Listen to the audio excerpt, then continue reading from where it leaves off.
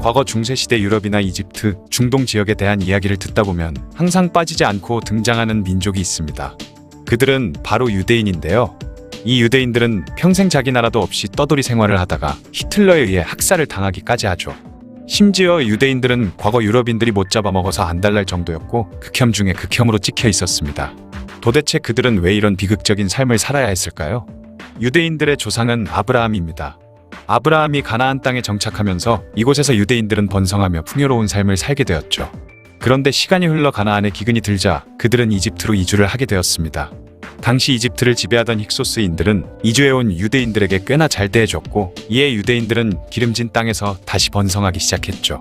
하지만 힉소스인의 왕조가 망하고 이집트의 새로운 왕조가 들어서자 자신들보다 더 인구수가 많던 유대인들에 대한 두려움을 느끼기 시작했고 그들을 견제하기 위해 수많은 유대인들을 노예로 만들어버렸습니다.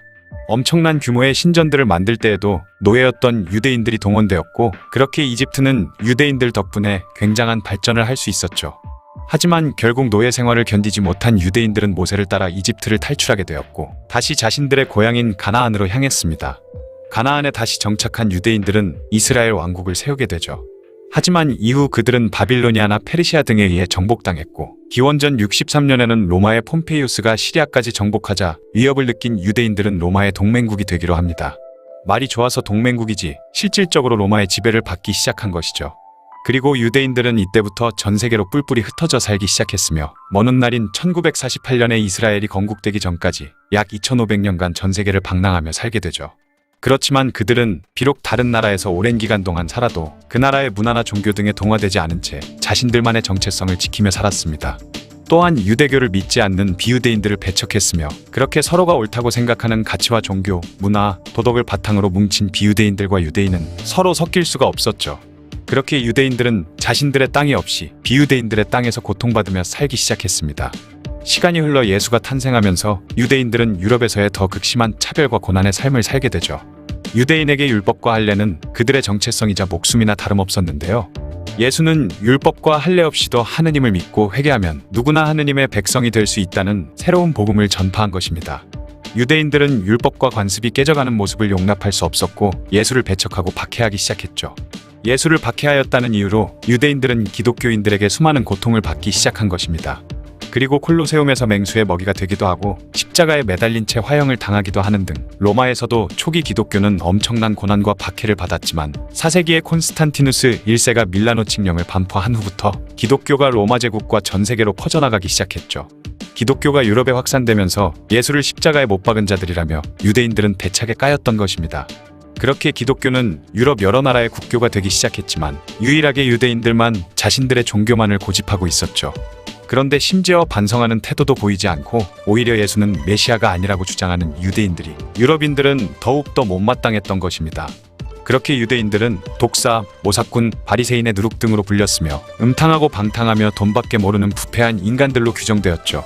이러한 원색적인 비난은 거의 모든 기독교 국가에서 오랜 기간에 걸쳐 널리 퍼져나갔고 그렇게 기독교권이든 이슬람권이든 모든 사람들에게 유대인들은 차별의 대상이 되어버린 것입니다. 그러나 이런 종교적인 이유 말고도 다른 이유도 있었는데요. 유대인들은 이런 험난한 기독교 국가에서 살아남으려면 하나님 말고 믿을 건 돈밖에 없었던 것이죠. 그러면서 그들은 돈을 벌기 위해 혈안이 되어가고 있었습니다. 중세시대 유럽인들은 거의 99%가 문맹이었던 반면에 유대인들은 종교 서적을 읽기 위해서 공부한 덕에 대부분이 글을 읽고 쓸 줄 알았죠. 그리고 랍비라는 스승을 두고 어릴 적부터 교육을 받았고 이러한 유대인과 비유대인 간의 교육 격차는 커질 수밖에 없었습니다. 이 교육 격차는 유대인들이 장사나 여러 가지를 통해 큰 돈을 버는데 가장 큰 기반이 되었죠. 그러다 보니 상대적으로 비유대인들은 박탈감을 느끼기 시작하면서 유대인에 대한 반감과 적대감은 더욱더 강해졌던 것입니다. 심지어 유대인들을 지정된 구역인 게토에 다 몰아넣고 그곳에서만 살게 했으며 게토 외의 지역으로 외출도 제한당했죠. 또한 유대인들은 다른 민족들을 깔보고 모두 나쁜 사람들이며 수전도의 악덕 고리대 금업자라는 루머가 퍼졌으며 당시 나오는 민담이나 소설, 연극 등 작품들 속에서의 유대인들 역시 대부분 악하게 그려졌습니다. 세익스피어의 베니스의 상인에 나오는 샤일록은 지독하리만큼 돈에 집착하는 유대인 고리대 금업자로 나오죠. 그런데 실제로 유대인들은 상업과 금융업에 종사하는 경우가 많았는데요. 어차피 그들에게 허용된 건 카톨릭 사회가 금기시하던 금융업과 사회적으로 이미지가 굉장히 좋지 않았던 상업밖에 없었습니다. 당시 유럽인들은 유대인들이 농사를 짓거나 군인이나 관직 등에 종사하는 건 금지시켰고 어딜 가나 환영받지 못하는 존재가 되자 그들에게 파는 땅도 없었으며 어쩌다 자신의 땅을 얻게 되어도 몰수되기 일쑤였던 것이죠. 그래서 유대인들은 현금을 선호하기 시작했고 오직 돈만이 그들을 지켜줄 수 있는 강력한 무기라 여겼습니다. 유대인들은 기독교 국가와 이슬람 국가를 오가며 무역업을 하면서 다른 상인들을 상대로 고리대금업도 시작했죠. 그렇게 막대한 돈을 벌어들이는 유대인들은 귀족들에게 엄청난 뇌물을 쓰면서 자신들의 영향력을 점점 넓혀갔습니다. 또한 그들은 염색이나 유리제조, 금세공이나 재련 등 대부분의 수공예품 생산에도 굉장한 재능을 보이면서 큰 돈을 벌 수 있었고 이외에도 변호사와 의사 같은 상류계층에도 진입할 수 있었습니다. 빈곤하게 살았던 농민들과 빈민들에게 유대인의 이미지는 자신을 착취하는 악덕지주나 귀족, 부르주아와 마찬가지였고 그만큼 유럽인들의 유대인들에 대한 적대감은 극에 달하게 되었죠. 1930년대의 독일에서는 전체 인구의 5%도 안 되는 유대인이 가진 재산이 독일 총 재산의 90%에 육박했다고 하니 유럽인들에게 있어서 그들은 마치 눈의 가시와 같았습니다. 십자군 전쟁 당시의 유대인들은 십자군들에게 학살당하기도 했는데요. 십자군은 이 끔찍한 일을 내부 정화로 여겼다고도 합니다. 거기다가 흑사병이 유럽 전체를 덮쳤을 땐 유대인에 대한 박해와 차별이 더욱 심해졌는데 당시 유럽인들보다 깨끗했던 유대인들이 상대적으로 흑사병에 덜 걸리자 그들은 흑사병을 퍼뜨리는 악마들이라고 믿기도 했고 유대인들이 독을 푼다는 소문이 돌아 학살당하기까지 했죠. 그런 식으로 워낙 핍박이 심하자 결국 카톨릭으로 개종하는 유대인들도 생겼지만 차별은 사라지지 않았고 여전히 군인이나 관료가 되는 건 금지되었습니다. 특히나 독일에서 그들에 대한 차별과 핍박은 더욱더 심했었죠. 유대인들은 정신이 타락했기 때문에 독일 여성들에게는 특히 더 위험하다는 소문이 돌았습니다. 그들은 수시로 독일 여성들에게 몹쓸 짓을 하고 매춘을 부추기며 유대인들과 성적인 접촉을 하면 피에 독이 퍼진다는 허무맹랑한 소문도 돌았죠. 그러면서 다른 민족들이 살아남으려면 유대인을 전멸시켜야 한다는 위험한 생각까지 가지게 된 사람들도 존재했을 정도였습니다. 1923년 독일에서 초인플레이션이 발생했을 때 굶주린 독일인들은 박탈감에서 온 반감 때문인지 유대인들의 상점을 닥치는 대로 약탈했으며 유대인들이 보이는 대로 집단 폭행을 가하기까지 했죠. 그 외에 러시아나 프랑스 등 여러 유럽 국가들에서도 유대인 학살이 자행되기도 했습니다. 시간이 흘러 독일에서 나치가 세력을 뻗치기 시작할 때 대략 900만 명의 유대인들은 유럽 전역에 퍼져 있었죠. 나치 독일이 하나둘 주변 나라들을 점령하면서 유대인들에 대한 독일인들의 분노는 히틀러의 홀로코스트라는 전무후무한 극악범죄로 절정에 달하게 되죠. 그리고 2차 세계대전이 끝날 때쯤엔 유대인들 중 3분의 2가 사망하게 될 정도로 그들에 대한 증오는 너무나도 컸습니다. 2차 세계대전이 끝나고 나서는 유대인들을 차별하고 핍박하는 것 자체를 철저히 금기시했지만 다시 유대인들이 사회 각계에 진출하고 현대 경제의 주축이 되자 다시 반유대주의가 싹트기 시작하면서 알게 모르게 현재까지도 유대인들에 대한 적개심은 사라지지 않았다고 하죠.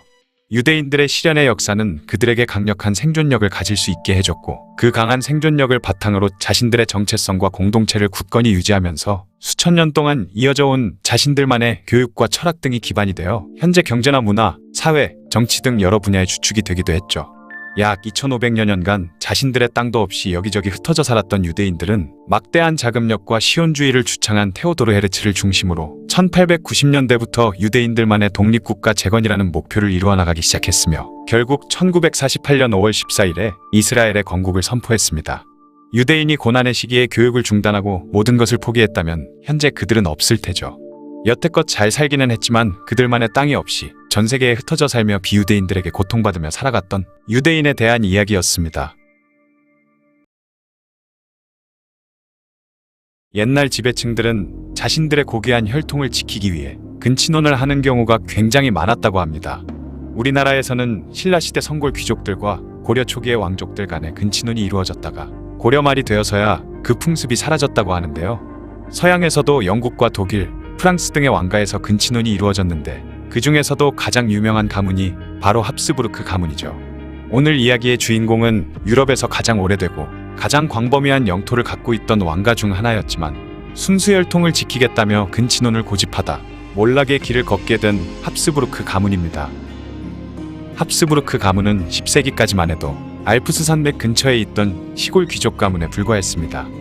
이 합스부르크 가문이 자신들이 살고 있던 지역을 벗어나 유럽의 지배자로 떠오르게 된 계기는 13세기 신성 로마 제국의 황제 자리가 20년간이나 비어 있었던 것이 그 시작이었는데요. 12세기 후반부터 교황들과 신성 로마 제국의 황제들 간에는 끊임없는 힘싸움이 벌어지고 있었죠. 때문에 교황들이 황제를 견제하고 길들이기 위해서 시도 때도 없이 황제를 파문해버린 끝에 더 이상은 대를 이을 후계자를 찾을 수 없는 어이없는 상황이 벌어졌는데요. 그렇게 20년간 황제가 나오지 못하며 정세가 혼란해지자 이제는 교황이 제발 누구든 황제가 되어달라고 애원하는 상황이 되어버렸습니다. 그런데 당시 투표권을 가지고 있던 제후들은 자신이 황제를 하기는 싫지만 다른 사람이 황제가 되면서 세력이 커지는 것 또한 원하지 않았는데요. 고민 끝에 그들이 내린 결론은 별 볼 일 없는 가문의 가주를 바지사장으로 세우자는 것이었죠. 이 바지사장으로 선택받은 인물이 바로 당시 합스부르크 가문의 가주인 루돌프 1세였습니다. 그렇게 생각지도 못하게 시골 가문의 백작에서 신성로마 제국의 황제가 되어버린 루돌프 1세. 그는 자신에게 주어진 기회를 잘 활용할 줄 아는 야심가였는데요. 그때부터 루돌프 1세는 자신의 지위를 이용해서 합스부르크 가문의 영지를 늘려가기 시작했죠. 험난한 스위스의 산골짜기에 만족하지 못하고 드넓은 평야지대를 원했던 그의 눈에 띈 것이 바로 옆 동네에 있던 오스트리아 공국이었는데요.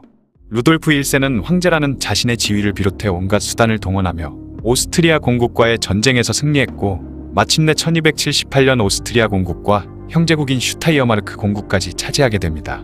그런데 루돌프 1세가 정복 사업을 벌이고 있는 동안 스위스에 있던 세력들이 합스부르크 가문을 상대로 반란을 일으키게 되는데요. 그렇게 빈집털이를 당한 합스부르크 가문은 본거지를 아예 오스트리아로 옮겨버리게 되죠.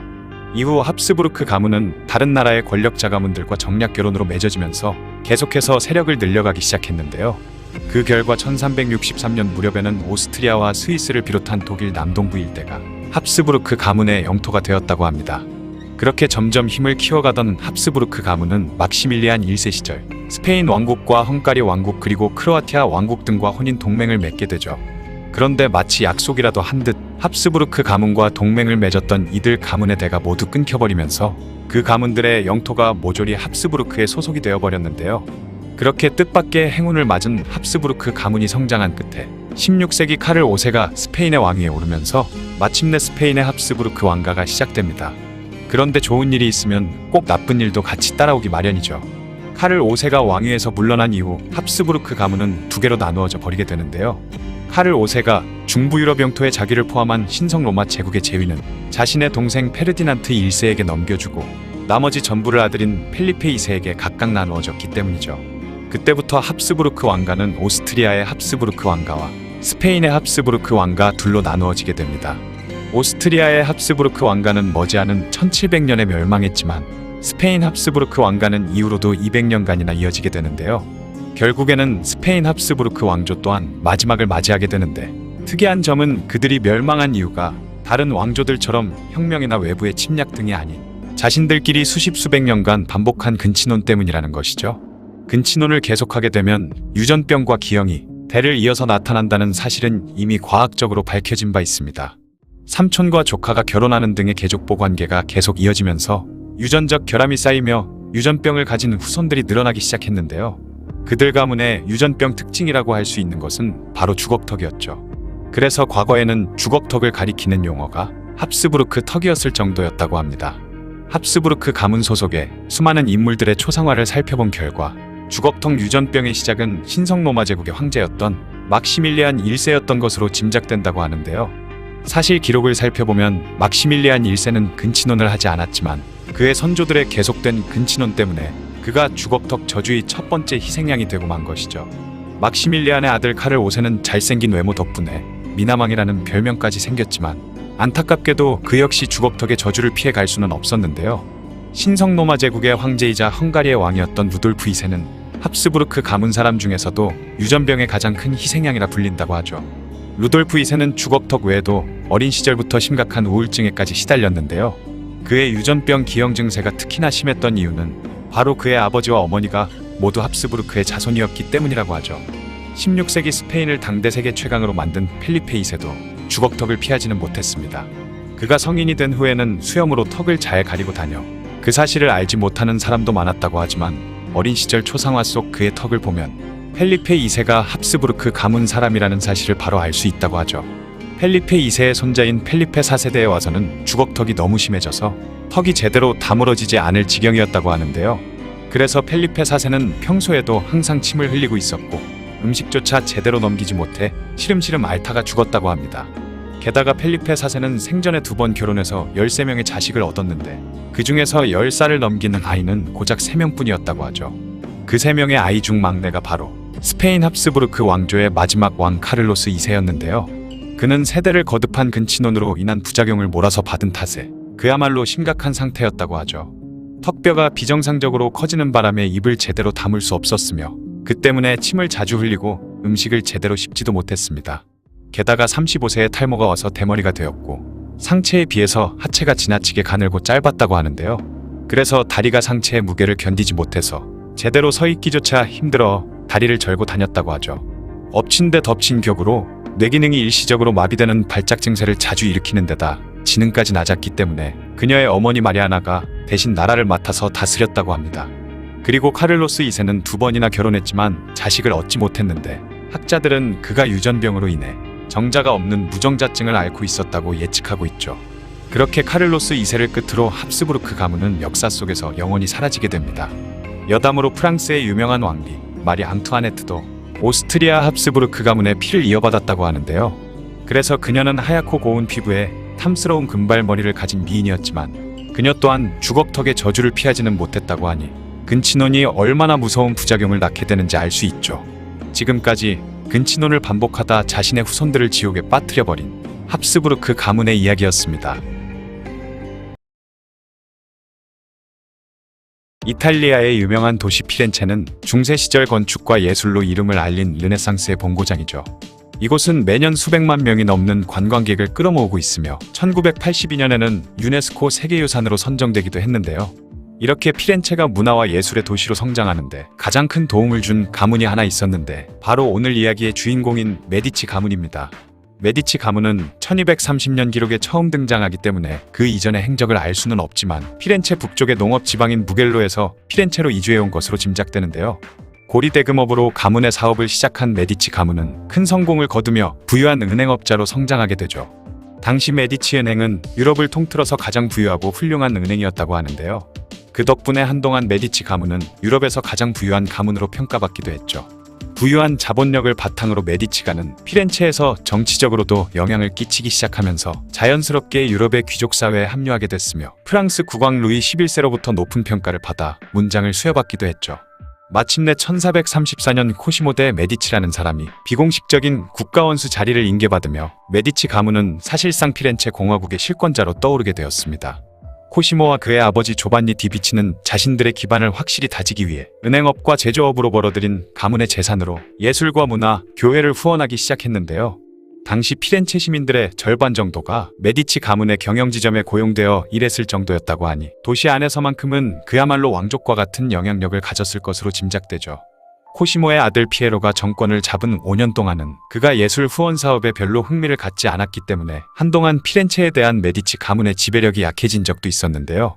그의 아들인 로렌초 대 메디치대에 들어서는 다시 본격적으로 후원이 시작되며 르네상스의 전성기를 이끄는 데 큰 역할을 했다고 합니다.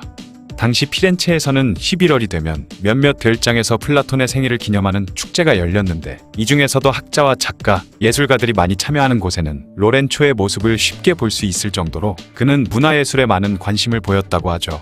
그리고 로렌초는 소년들에게 좀 더 넓은 교육의 기회를 제공하기 위해 학교를 설립했으며 유명한 이탈리아의 조각가 도나텔로의 제자인 베르톨도 디 조반니를 교사로 고용하면서 다양한 그림과 고대 흉상 그리고 조각들을 학교의 화실과 야외에 세우도록 빌려주기까지 했다고 하네요.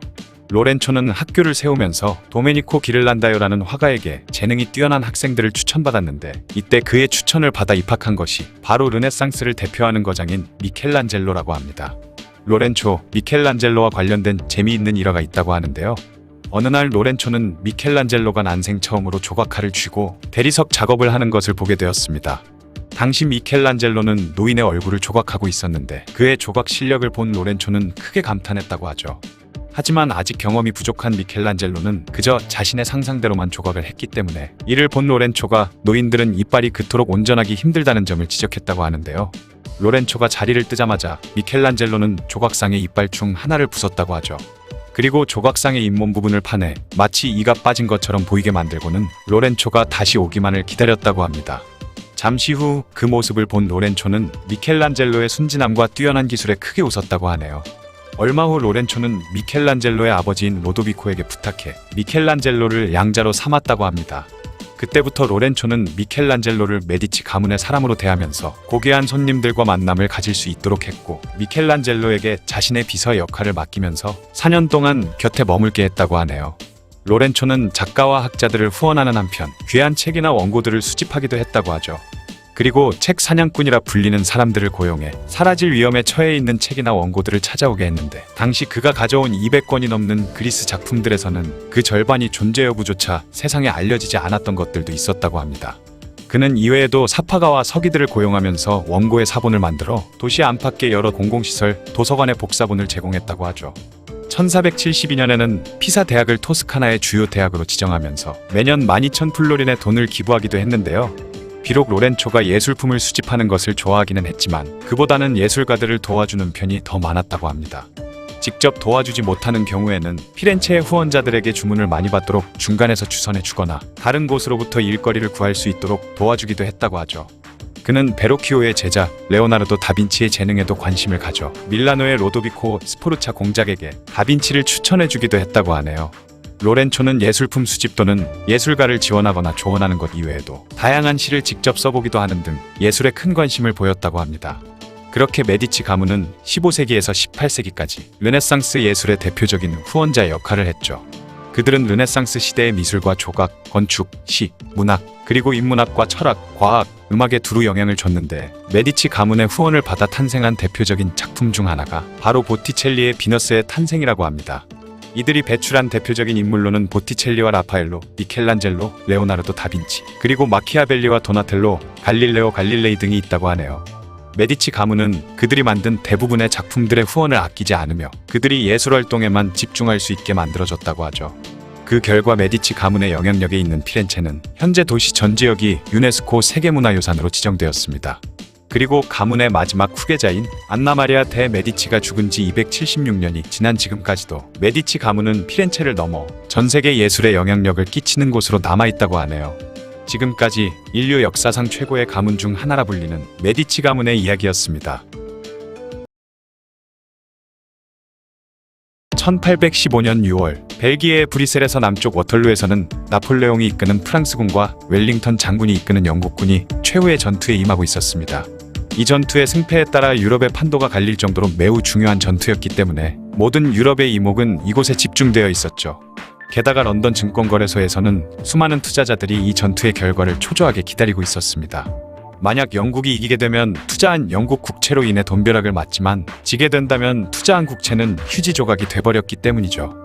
당시 네이선이라는 사람도 이 전투의 결과를 다른 사람들과 마찬가지로 숨죽여 기다리고 있었습니다. 그리고 그는 누구보다도 빨리 이 전투에 대한 정보를 얻기 위해 정보원들을 시켜 발빠르게 움직이고 있었죠.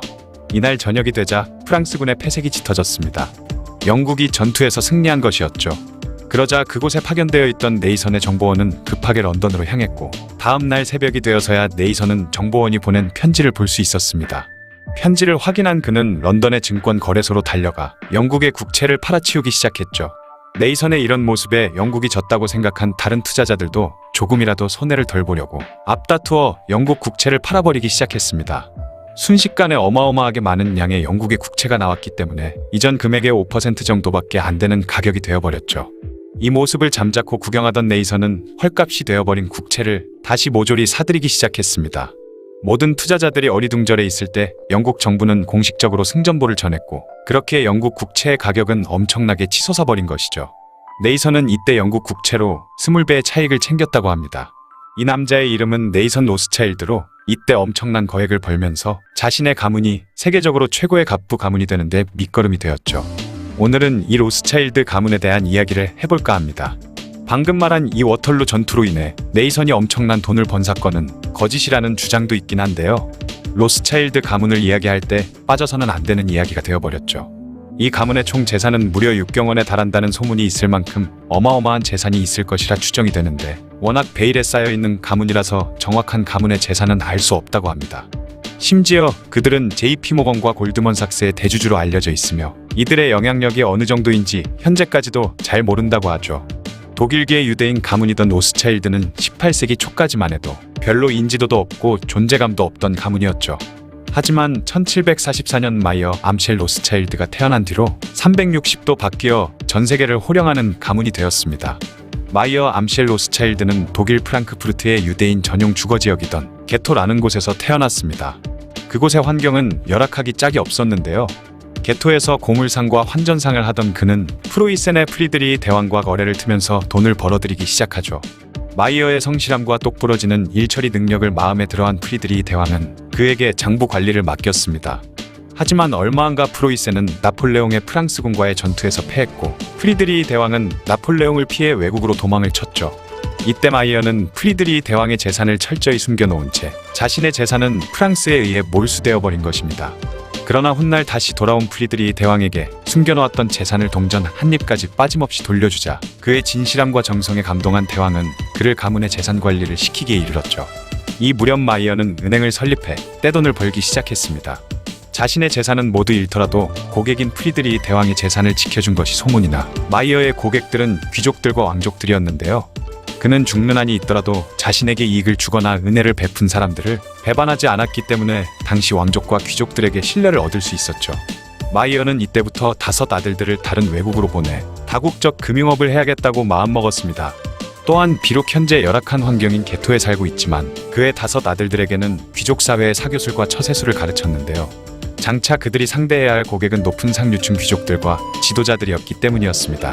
그러다 보니 5 아들이 실물을 보기 시작했을 때 유럽의 어떤 귀족이나 왕족들에게 뒤처지지 않는 학식과 사교술을 보여줄 수 있었죠. 로스차일드 가문의 문장에는 5개의 화살을 쥐고 있는 주먹이 그려져 있습니다.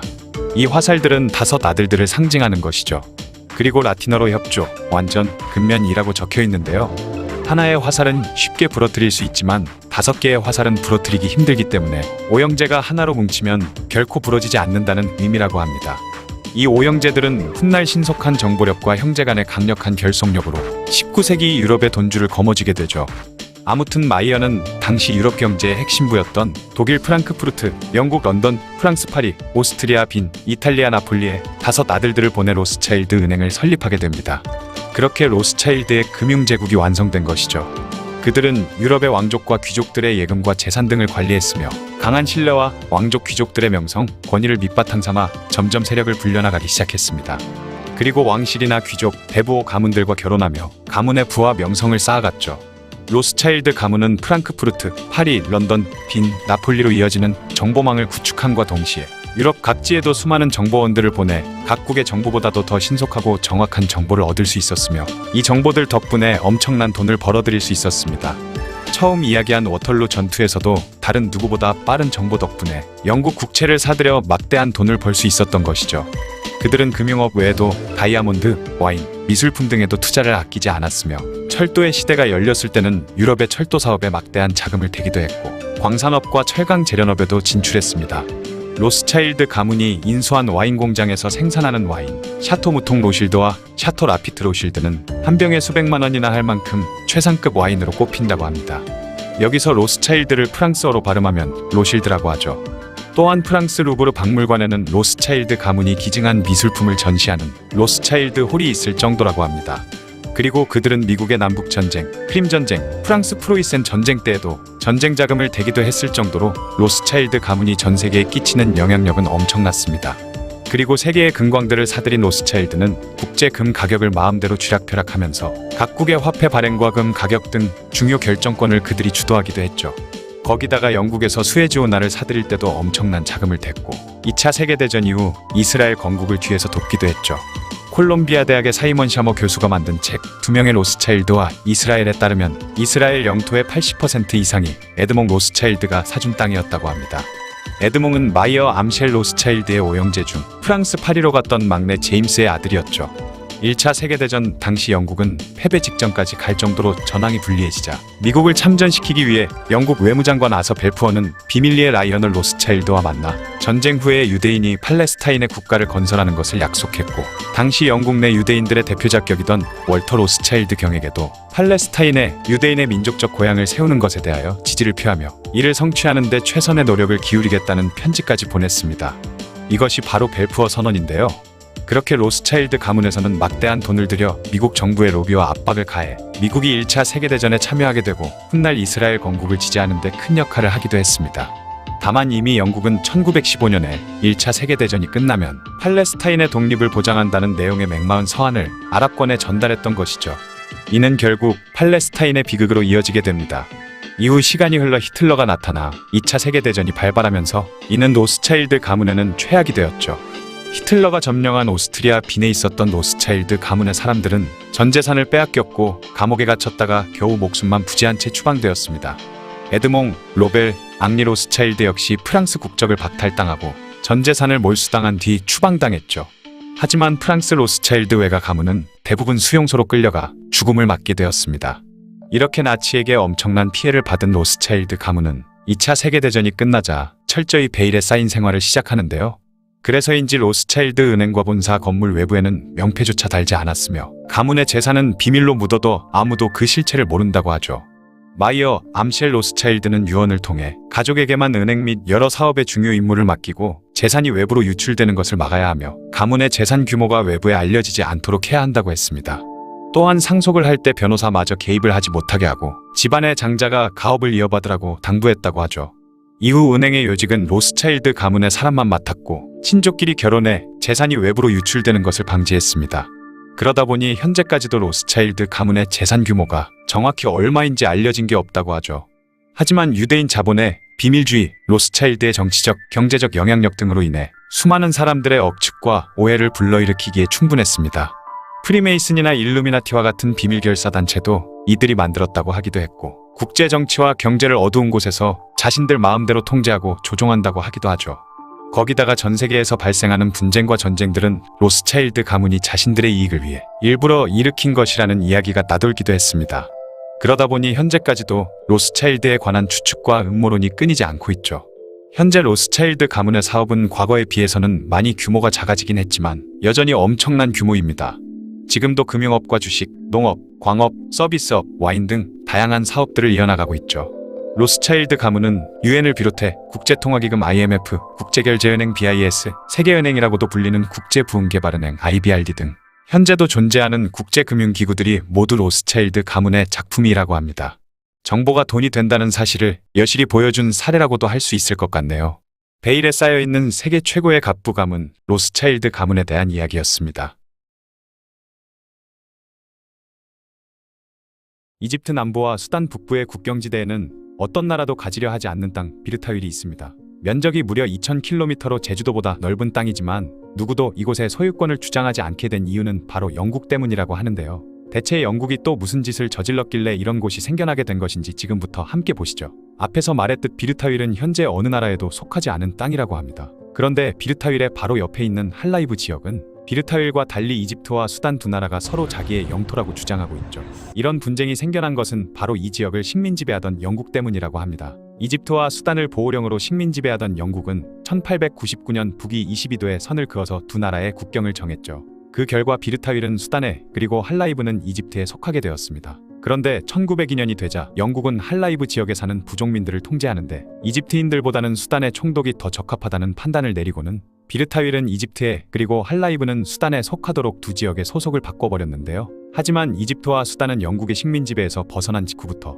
할라이브 지역을 차지하기 위해 서로가 다른 주장을 하기 시작했습니다. 왜냐하면 할라이브는 비르타윌보다 무려 10배나 더 넓은 면적을 가지고 있는 데다 바다와 인접해 있어서 무역을 하거나 농사를 짓기에 훨씬 좋은 조건을 가지고 있었으며 풍부한 지하자원까지 매장되어 있는 지역이었기 때문이죠. 반면에 비르타윌은 자연환경이 척박한 사막지대였기 때문에 농사를 짓기가 힘들었을 뿐만 아니라 사람이 살기에도 적합한 지역이 아니었습니다. 때문에 이집트는 할라이브가 자신들에게 속해 있던 1899년 국경선이 맞다고 주장했고 반대로 수단은 할라이브가 자신들의 영토였던 1902년에 국경선이 맞다고 주장했죠. 그렇게 두 나라가 다 할라이브를 차지하려다 보니 자연스럽게 비르타윌은 자신들의 영토가 아니라고 주장하게 된 것입니다. 그 결과 할라이브는 분쟁 지역이 된 반면에 비르타윌은 현재 누구도 소유권을 주장하지 않는 땅이 돼버렸는데요. 할라이브는 1990년대 무렵까지도 실질적으로 수단이 지배를 하고 있었지만 현재는 남수단의 독립 등 수단의 상황이 매우 좋지 않아지면서 할라이브에서 수단이 철수하고 이집트가 대신 그 땅을 실질적으로 지배하고 있죠. 게다가 수단과 이집트는 애초에 국력이 하늘과 땅 차이라고 할 만큼 차이가 컸기 때문에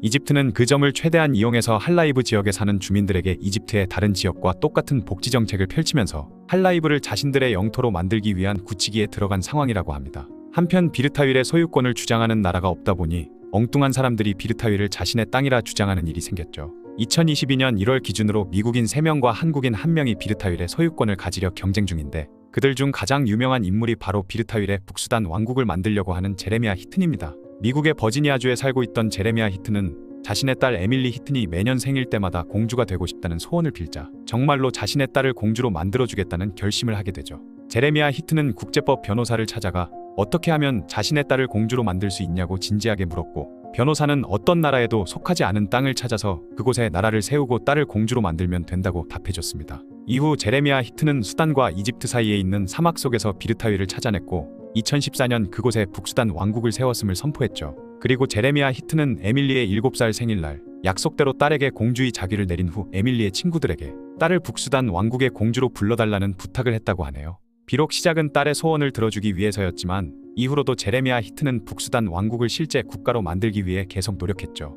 이집트와 협력해 비르타윌의 일부 지역에 농장을 짓기도 하고 유엔에 신청서를 내기도 하는 등 계속해서 노력을 한 끝에 마침내 이집트 정부로부터 독립허가를 받아내는 데까지 성공하게 됩니다. 물론 그렇다고 해서 북수단 왕국을 정식 국가로 인정해 준 것까지는 아니었고 이집트가 수단을 견제하기 위해 내린 조치에 불과하긴 했지만요. 유럽에서도 비르타윌과 비슷한 이유로 버려진 땅이 있다고 합니다.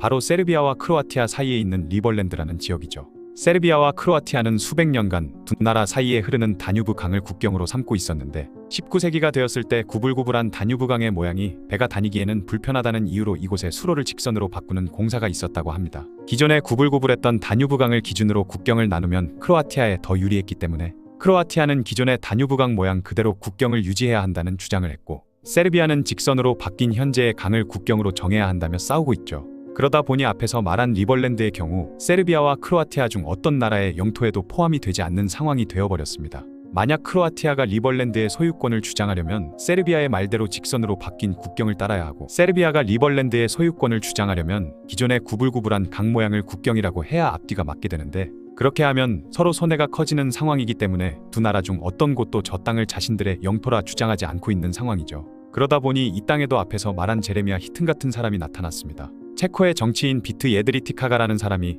2015년 이곳에 리벌랜드 자유공화국을 세운 것인데요. 이후 그는 홈페이지를 만들어서 사람들에게 망명 신청까지 받고 있지만 당연히 국제사회에서는 리벌랜드 자유공화국을 국가로 인정해주지 않았고 정작 공화국의 대통령인 예드리티카도 크로아티아 경찰에게 막혀서 자기가 세운 나라에 들어가지도 못하고 있는 상황이라고 합니다. 전 세계를 강타한 전염병 때문에 마스크를 쓴 사람들을 보는 것이 너무나도 자연스러운 풍경이 된 요즘이죠. 그런데 혹시 지금으로부터 100년 전에도 이와 비슷한 전염병 때문에 많은 사람들이 마스크를 쓰고 거리두기를 해야만 했다는 사실을 알고 계시나요? 오늘은 1918년부터 1920년까지 전 세계에 유행하며 수천만 명의 목숨을 잃게 만들었던 스페인 독감에 대해 알아보겠습니다. 먼저 스페인 독감이라는 이름만 보면 이 질병이 스페인에서 시작된 것으로 오해를 하기 쉽지만 사실 이 전염병에 그런 이름이 붙은 이유는 당시 제1차 세계대전으로 인해 많은 나라에서 보도검열을 하느라 이 독감에 대해 다루지 못했던 반면 스페인은 당시 중립국이었기 때문에 검열로부터 자유로웠던 탓에 이 독감을 집중 보도했기 때문이라고 하죠. 질병에 대한 정보를 세계 각국에 빠르게 전달하면서 여러 나라들이 대처할 수 있게 큰 도움을 줬는데 오히려 질병의 이름 자체가 스페인 독감이 돼버렸으니 스페인으로서는 상당히 억울한 일이라고 볼 수 있겠네요. 이 병이 최초로 생겨난 것은 제1차 세계대전이 끝난 후 병사들이 고향으로 돌아가기 위해 모였던 캠프에서였을 거라고 짐작되며 이후 병사들이 각자의 고향으로 돌아가면서 유례없이 전 세계적으로 유행을 하게 된 것으로 보이죠. 기록에 따르면 1918년 3월 미국 시카고와 캔자스 등에서 발병자가 생겼다는 게 최초로 보고되었으니 출처로 따지자면 스페인이 아니라 미국 독감이라고 불리는 게 맞을 겁니다.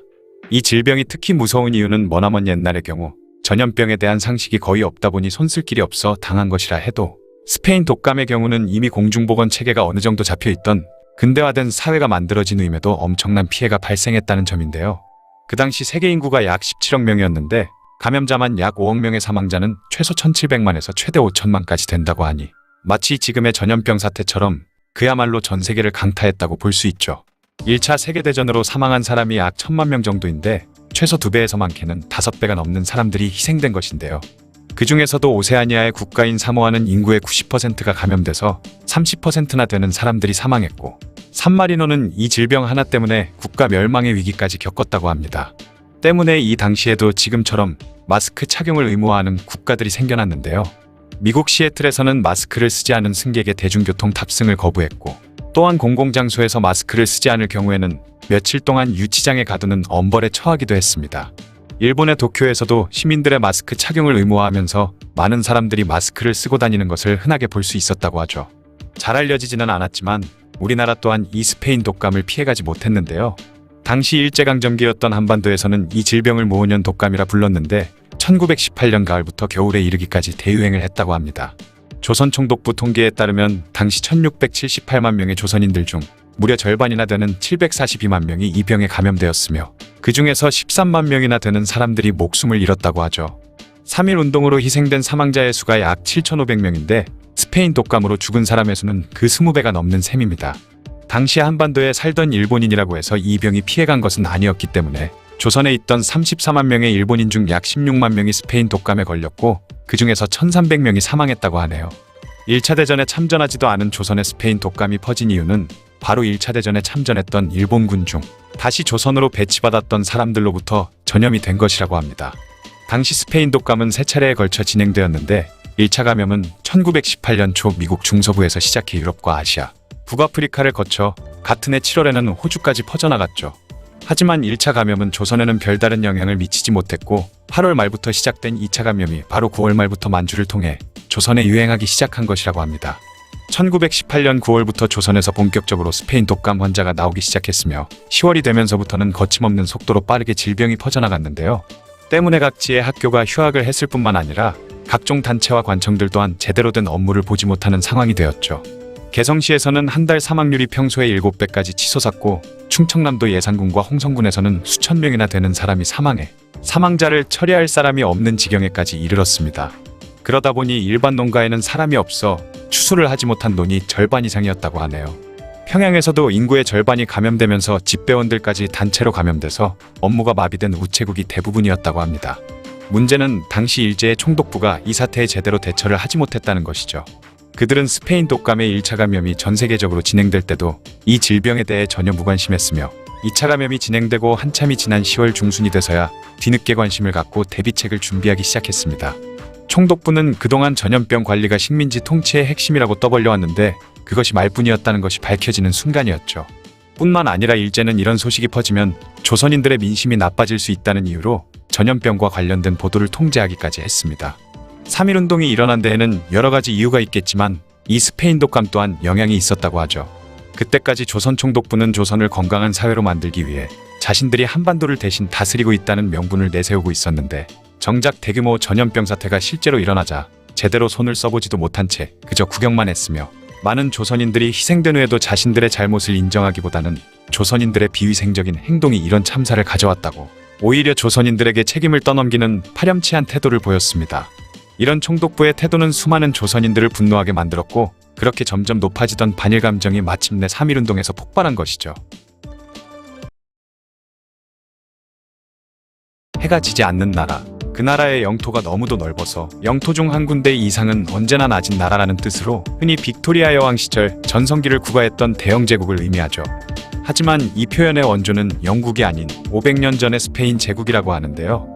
전성기였던 16세부터 17세기 전반까지 150년에 가까운 시간 동안 대영 제국 못지않은 식민지를 가지면서 스페인 제국의 영토는 남극의 대부분의 대륙에 걸쳐 있었다고 합니다.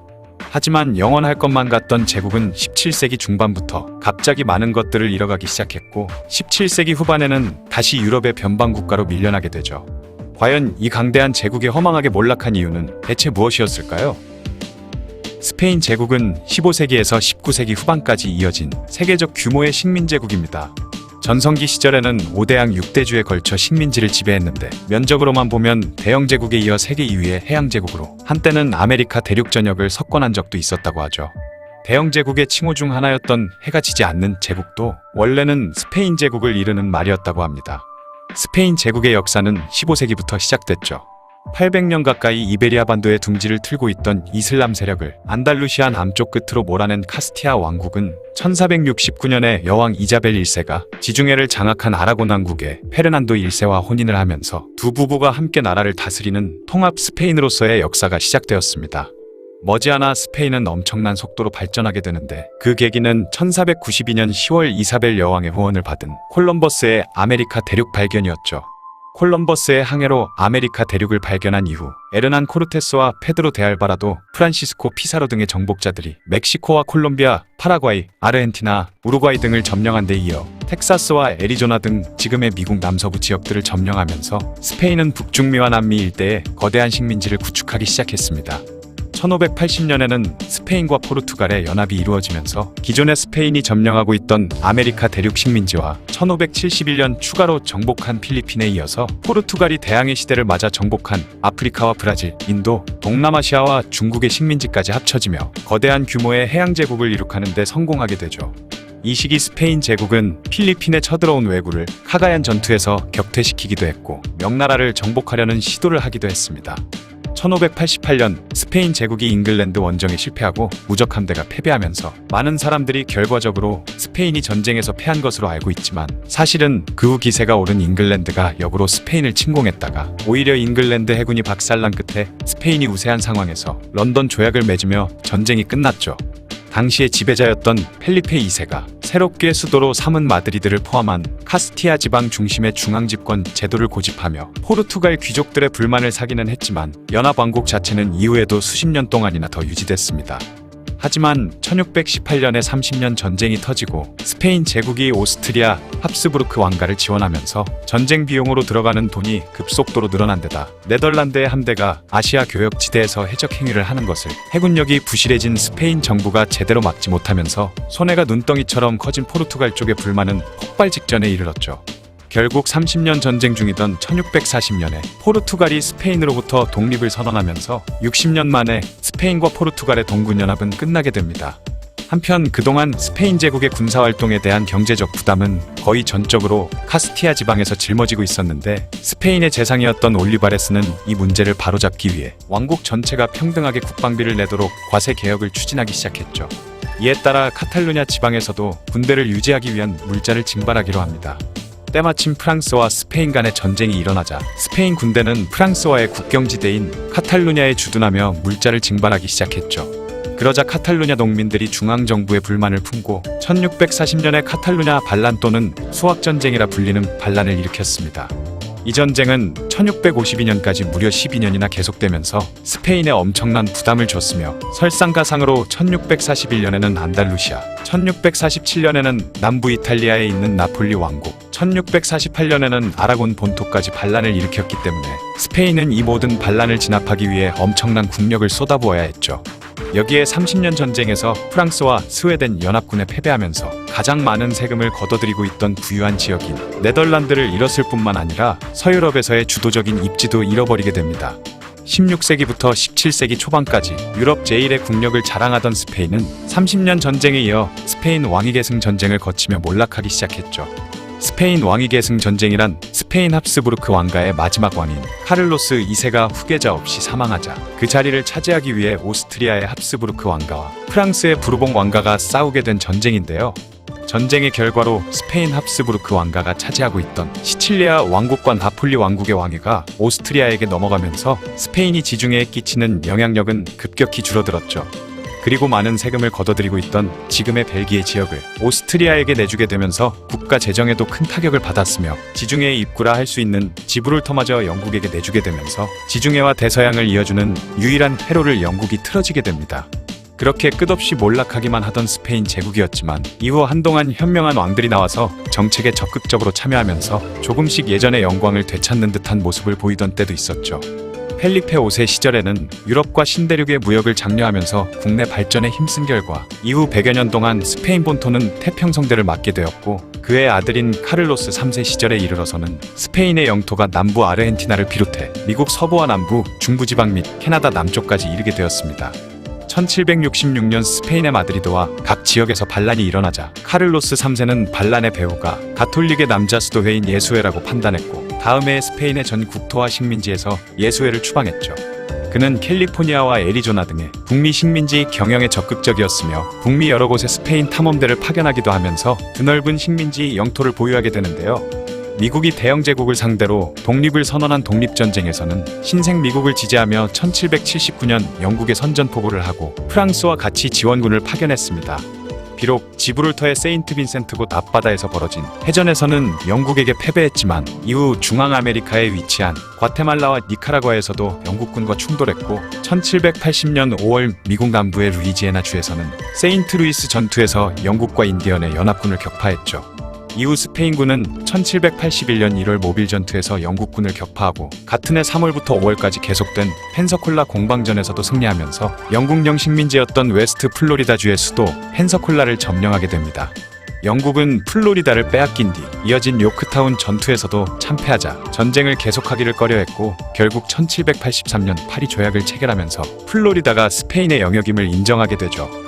이렇게 또다시 스페인 제국이 황금기를 맞게 되는 듯했지만 1788년 카를로스 3세가 사망하고 그의 뒤를 이어 카를로스 4세가 즉위하면서 상황이 바뀌기 시작합니다. 카를로스 4세는 아버지와 달리 나랏일에 무관심했고 자신이 좋아하는 사냥에만 열중하면서 당시 왕비의 애인 출신으로 총리가 된 고도이가 주로 나라를 다스렸죠. 그런데 부패하고 무능한 고도이가 추진한 정책들은 하나같이 엉망진창인 것들 뿐이었기 때문에 갈수록 스페인 국민들의 원성은 높아져만 갔습니다. 이후 프랑스 혁명 전쟁과 나폴레옹 전쟁기에 급변하는 국제 정세에 적절히 대처하지 못하면서 끝내는 국왕 카를로스 4세가 강제 퇴위당하고 나폴레옹 군대에게 스페인이 점령당하는 비극을 맞았죠. 한편 허무하게 패배한 중앙정부와는 달리 스페인의 지방에서는 적극적으로 프랑스에 대항하는 모습이 보였는데요. 프랑스군이 이곳저곳을 돌아다니며 약탈과 강간을 일삼자 참다 못한 지방의 민중들이 들고 일어나면서 마침내 1807년에 이베리아 반도 전쟁이 일어났는데 여성들까지 전쟁에 참여할 정도로 스페인 국민들이 적극적으로 참여했다고 하죠. 영국이 스페인을 지원하고 나서면서 엄청난 손해를 입은 프랑스는 포르투갈에서도 나폴레옹에 맞서는 반란이 일어나면서 상황이 불리해지자 결국 본국으로 철수하게 되었습니다. 치열한 저항 끝에 외세를 물리친 스페인 국민들은 이제 다시 예전의 황금기로 돌아갈 수 있다는 희망을 품기 시작했는데요. 하지만 왕으로 즉위한 페르난도 7세는 국민들의 기대와 달리 자신의 왕위를 지키는 것에만 관심을 가졌고 중남미에서 일어나는 반란들을 진압하지 않고 내버려뒀는데 그 결과 스페인의 식민지들이 하나둘씩 독립하기 시작했고 스페인 내부의 문제들마저도 제대로 해결하지 못하면서 국민들의 불만은 시간이 갈수록 커지기 시작했죠.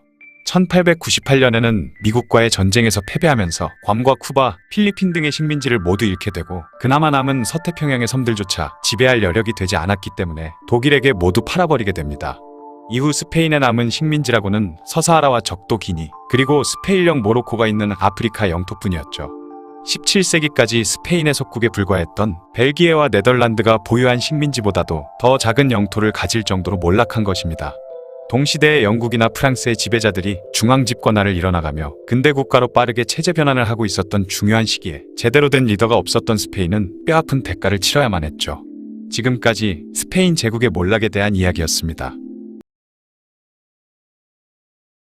어떤 나라든 국경선은 굉장히 울퉁불퉁하기 마련입니다.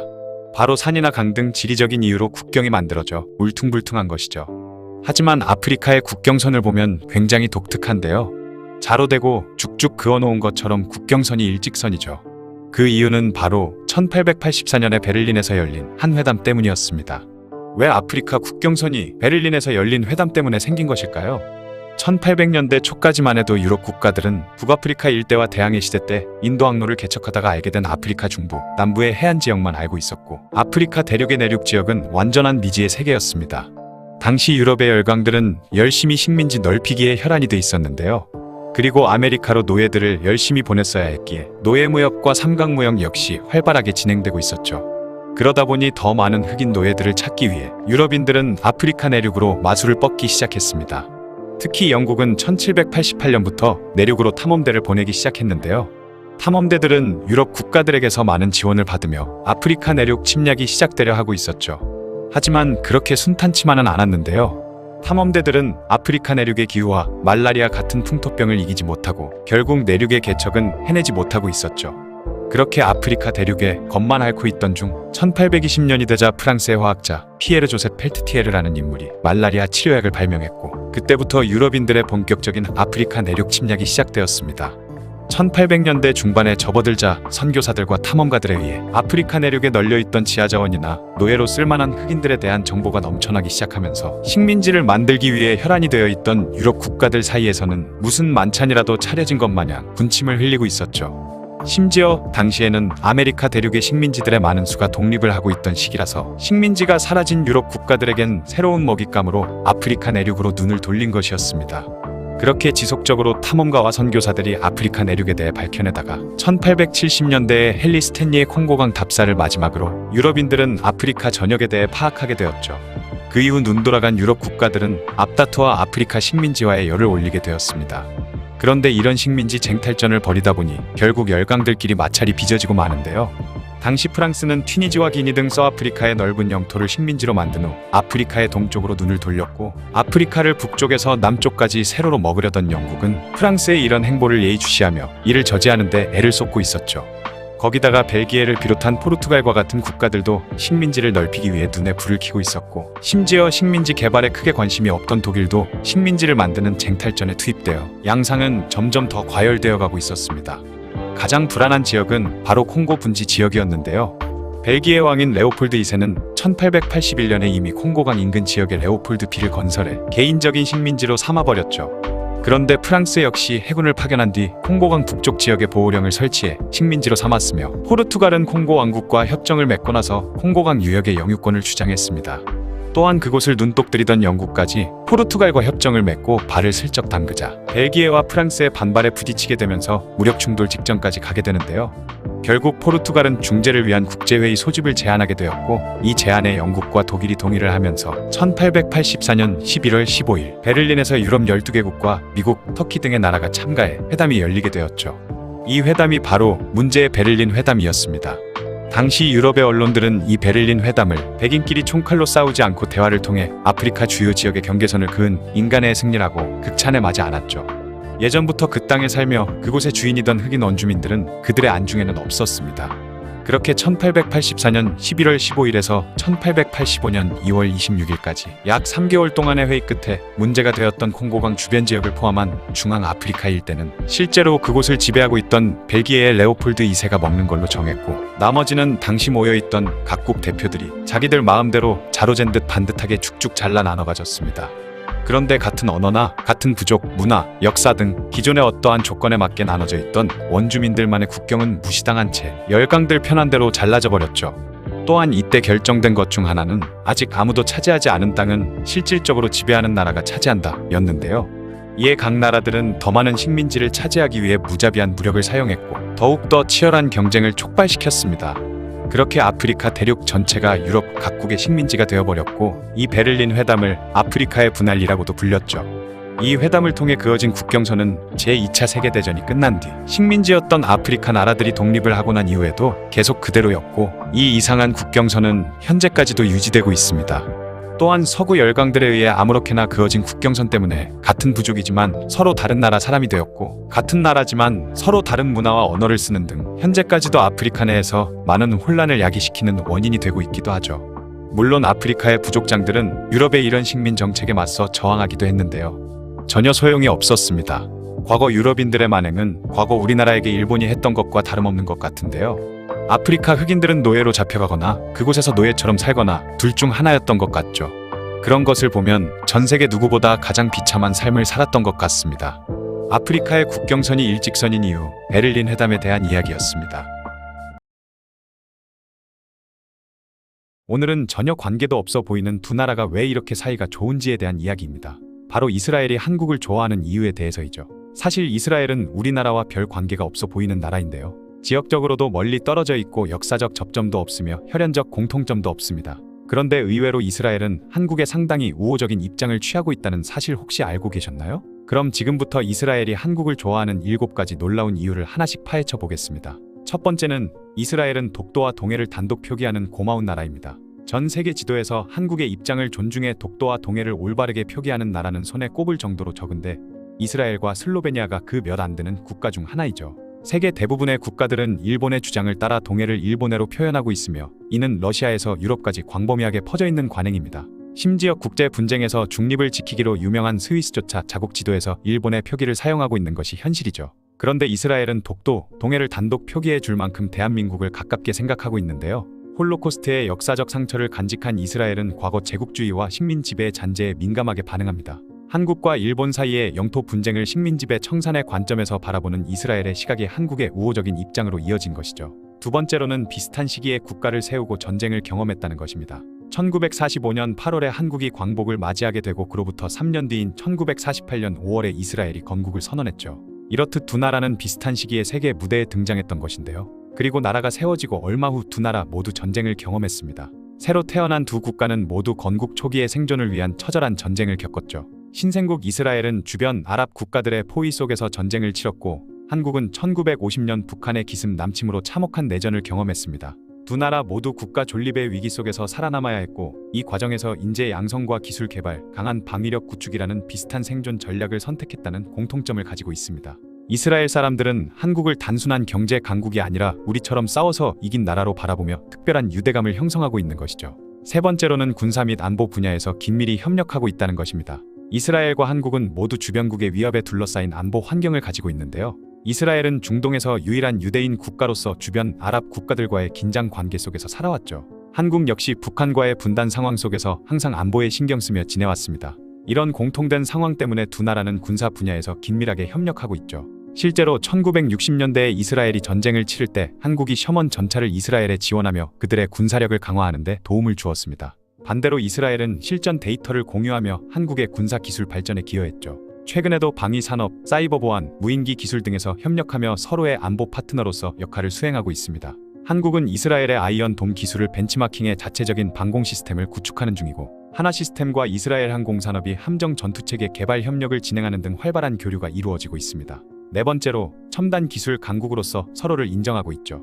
이스라엘과 한국은 모두 자원이 부족한 작은 나라이지만 기술력으로 세계 시장에서 경쟁하고 있습니다. 이스라엘은 스타트업 국가라 불릴 만큼 혁신적인 기술 기업들이 많이 탄생한 곳이죠. 한국도 짧은 시간 안에 IT 강국으로 발돋움하며 삼성, LG, 현대차 등 세계적인 기업들을 보유하고 있습니다. 두 나라는 서로를 기술로 먹고 사는 나라로 인식하며 친밀감을 느끼고 있죠. 특히 사이버 보안, 군사 기술, 인공지능, 반도체 같은 핵심 기술 분야에서 협력할 수 있는 파트너를 찾던 이스라엘에게 한국은 매우 특별한 존재입니다. 이스라엘의 첨단 기술과 한국의 제조업 역량이 만나 시너지를 일으키는 상호보완적 관계가 형성된 것이죠.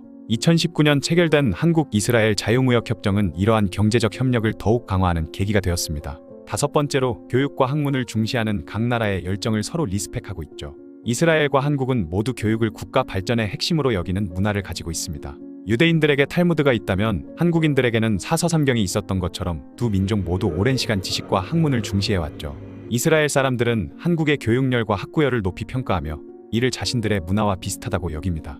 또한 한국은 이스라엘에서 진짜 부지런한 나라라는 인식을 주고 있죠. 실제로 이스라엘의 많은 대학들이 한국 대학들과 활발한 교류를 하고 있으며 이스라엘에서는 한국 교육 다큐멘터리가 공영방송에서 방영되기도 합니다.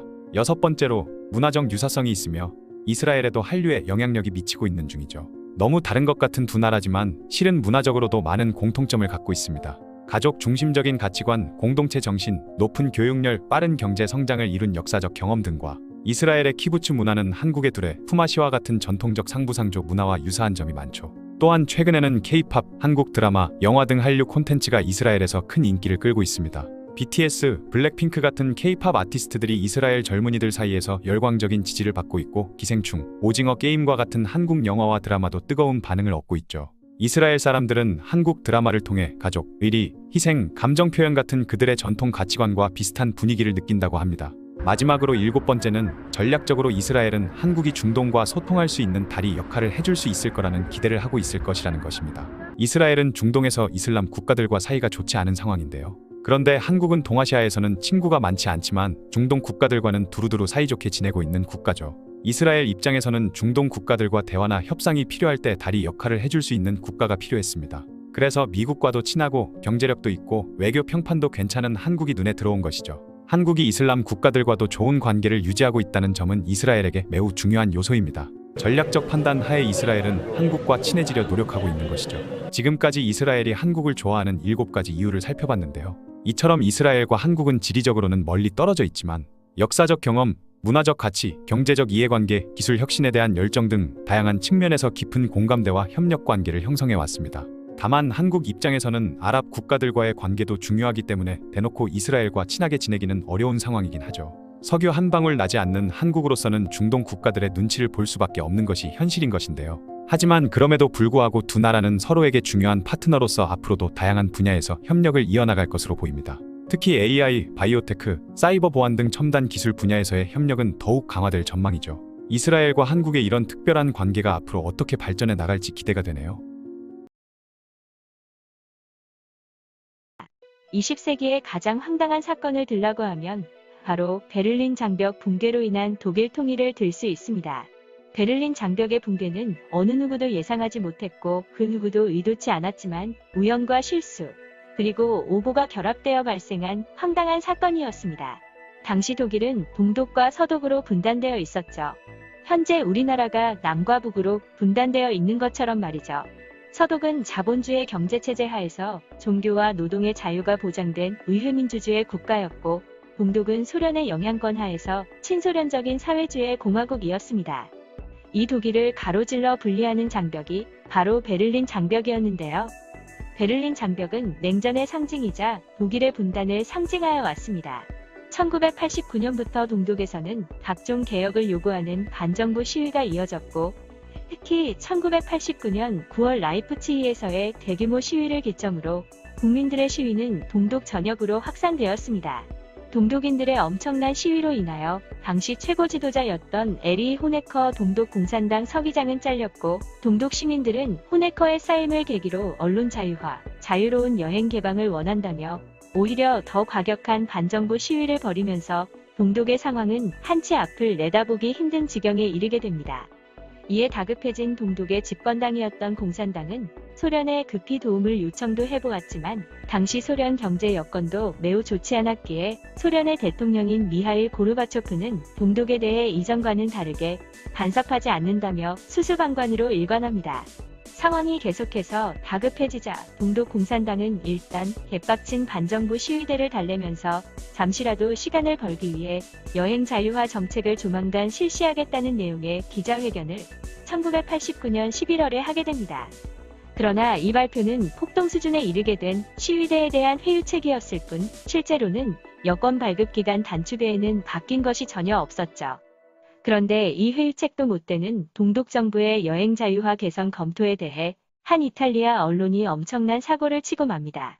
당시 상황을 살펴보면 동독의 여행 자유화 정책을 발표한 빈터 샤보프스키는 휴가에서 막 돌아온 상황이었는데 여행 자유화 정책에 대해 제대로 숙지 못한 상태에서 언론 앞에 섰고, 동독의 여행 자유화와 관련된 기자회견장에서 11월 10일부터 여행 허가에 관한 출국 규제 완화에 대한 내용을 베를린 장벽을 포함하여 모든 국경 통과 지점에서 출국이 인정된다라고 잘못 발표해버립니다. 그리고 언제부터 국경 개방이 시행됩니까? 라는 이탈리아 기자의 질문을 받자 별 생각 없이 한마디를 해버립니다. 그 말은 바로 지금부터 당장 이었습니다. 그러나 대부분 기자회견장에 참석한 기자들은 샤보프스키가 말한 동독의 여행 자유화 정책이라는 게 여권심사 기간 단축과 같이 별거 아니라는 걸 알았기에 동독 실무자의 발언이 실언임을 알았고, 이에 대해 별다른 반응을 보이지 않았습니다. 하지만 이탈리아의 안사라는 언론사가 동독 정부가 발표한 어설픈 여행 자유화 조치를 황당하게도 베를린 장벽 철거라고 세기의 오보를 낸 것이었습니다. 심지어 긴급 속보로 전 세계로 타전을 한 것이죠. 사실 평상시라면 그냥 묻힐 수도 있었겠지만 당시 동독의 상황이 전국적인 시위로 격양되어 있었기에 이 오보조차도 상당한 파급력을 보였습니다. 그런데 이 소식이 꼬리에 꼬리를 물어서 서독도 이탈리아의 보도를 인용하는 언론사가 생겼고, 곧 베를린 장벽 철거에 대한 소문을 보도하게 됩니다. 소문이라는 수식어가 붙었지만 당시 오랜 시위로 흥분한 동독인과 또 수많은 서베를린의 서독인들이 베를린 장벽으로 몰려들었습니다. 갑자기 때로 몰려든 군중들은 누구 먼저라고 할 것도 없이 장벽을 부수기 시작했습니다. 일단 장벽에 먼저 올라간 것은 서독인들이었고, 장벽에 서독인들이 있는 것을 본 동독인들도 연장을 챙겨와서 장벽을 부수기 시작했습니다. 당시 베를린 장벽 인근에서는 데이비드 보위가 콘서트를 하고 있었는데 그의 콘서트를 보고 듣기 위해 동서베를린 시민들이 장벽 근처로 몰려들어 있는 상태에서 그의 노래소리는 장벽을 타고 베를린 전역에 퍼져나갔고 베를린 장벽 파괴에 커다란 역할을 하기도 했습니다. 데이비드 보위가 부른 노래는 히어로즈라는 노래로 그는 장벽에 가로막혀 쉽게 만날 수 없다니 얼마나 안타까울까 생각하며 베를린 장벽에서 격정적으로 포옹하는 한 연인에게 영감을 얻었고 사랑과 젊음이 있다면 장벽도 무너뜨릴 수 있다는 메시지를 담았던 노래가 바로 히어로즈였습니다. 데이비드 보위는 후에 인터뷰를 통해 벽 건너편 사람들이 함께 노래를 따라 불렀다. 내 인생에 다시 없을 일이었다. 라고 말할 정도로 인상 깊은 광경으로 이를 기억했다고 합니다. 평소 같으면 당연히 기관총을 난사했을 동독의 국경수비대원들도 전국적인 시위에 광풍이 불던 상황에서 통제 불가능한 어마어마한 인파가 계속 밀려오자 극단적인 불안감이 그들을 덮쳤고 공산당 상부에 이 같은 사태를 보고를 했지만 어떠한 대답도 듣지 못하고 있었습니다. 동독의 공산당 최고 지도부도 국경수비대의 긴급 보고를 받았지만 몰려든 인파가 너무 많았기에 어찌할 바를 모르고 우왕좌왕하고 있었으니 국경수비대원들이 아무런 물리적인 제지를 하지 못하는 상황이 된 것이죠. 동독 공산당은 자신들이 그동안 믿어왔던 소련의 지원도 확실하지 않은 상황에서 동독인들의 엄청난 시위와 서독인들까지 베를린 장벽에 몰려든 상황에서 총격을 해서 엄청난 사상자가 날 경우 그 뒷감당을 할 자신이 없었던 것입니다.